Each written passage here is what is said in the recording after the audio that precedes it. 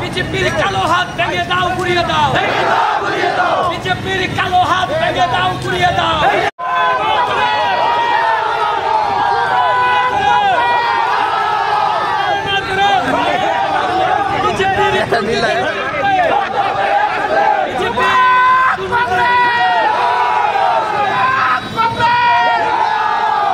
বিজেপির দুর্নীতির বিরুদ্ধে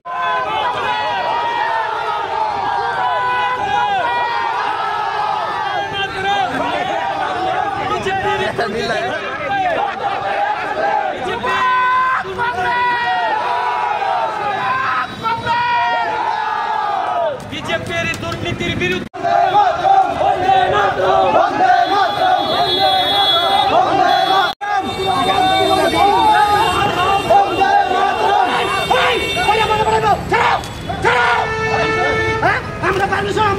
আন্দোলন গণতান্ত্রিকভাবে করতেছি।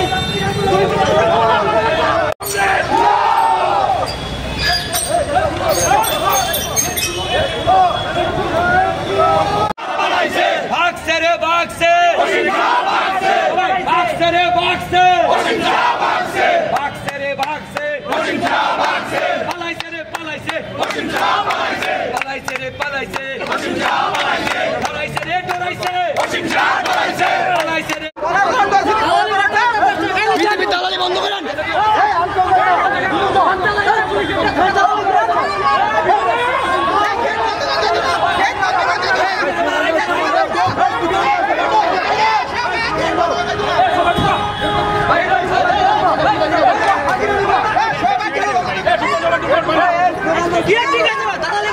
জানেন জেআরবিটি গ্রুপটির ফলাফল ইতিমধ্যেই প্রকাশ্য হয়েছে এবং আমাদের বিধায়ক শ্রী সুদীপ রায় বর্মনজি ফলাফল প্রকাশের আগেই বলেছিলেন যে একটি ওয়েটিং লিস্ট যাতে বানানো হয়, কারণ এই পরীক্ষায় যারা গ্রুপ ডিতে পরীক্ষা দিয়েছে তারা গ্রুপ সিতেও পরীক্ষা দিয়েছে এবং বহিরাগত বাইরের থেকেও অনেক ছেলেমেয়েরা এসে পরীক্ষা দিয়েছে।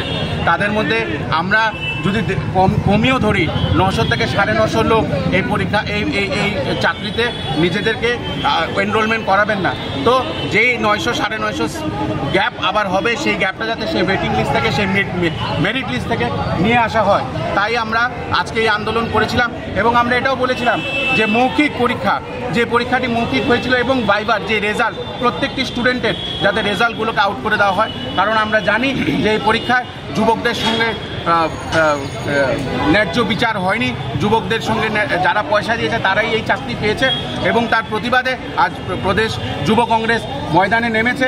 এবং আমরা দেখেছি আমরা ঢোকার সাথে সাথে এখানের এক অফিসার, আমাদের এক যুব কংগ্রেসের ছেলে, তার শরীর খারাপ হয়ে গেছিলো, সে বেরানোর চেষ্টা করছিল, তাকে কলার ধরে ধাক্কাধাক্কি করেছে, তার অবস্থা খুবই খারাপ, সে এখন হাসপাতালে তাকে নিয়ে যাওয়া হয়েছে। এবং তার জন্য আমরা পুলিশ প্রশাসনকে এবং যে বিজেপির দালাল যারা কাঁধের মধ্যে অশোক স্তম্ভটাকে ভুলে পদ্মফুল লাগিয়ে আজকে নাটক করছে, সেই পুলিশদের বিরুদ্ধে আজকে আমরা আওয়াজ উঠিয়েছি। এবং আমরা চাই সাংগঠনিক অসাংগঠনিক যত যুবকরা আছে এই আন্দোলনকে আরও বৃহত্তর করে গড়ে তুলতে হবে, কারণ দিনের পর দিন এই শাসক দল, এই বেকার বিরোধী দল, এই যুবক বিরোধী দল, এই ভারতীয় জনতা পার্টি রাক্ষসের মতন যুবকদের জীবনকে নিয়ে ছিনিমিনি এবং তাদেরকে গ্রাস করছে। তার প্রতিবাদে আজ ত্রিপুরা প্রদেশ যুব কংগ্রেস মাঠে আছে। দুর্নীতিবাদ সরকারের বিরুদ্ধে যুব কংগ্রেসের লড়াই জারি থাকবে। আমাদের দাবি অতি সত্বর ওয়েটিং লিস্ট জারি করতে হবে এবং যারা আগে গ্রুপ সিতে চাকরি পেয়েছেন বা যারা এখানে চাকরি করতে ইচ্ছুক না তাদেরকে বাদ দিয়ে সেই ওয়েটিং লিস্ট থেকে তাদেরকে যাতে চাকরি দেওয়া হয় এবং রিটেন আর ভাইবার যে ফল সেটা প্রকাশ্যে জনসমক্ষে আসতে হবে। এই দাবি নিয়ে আজকে আমরা এখানে এসেছি।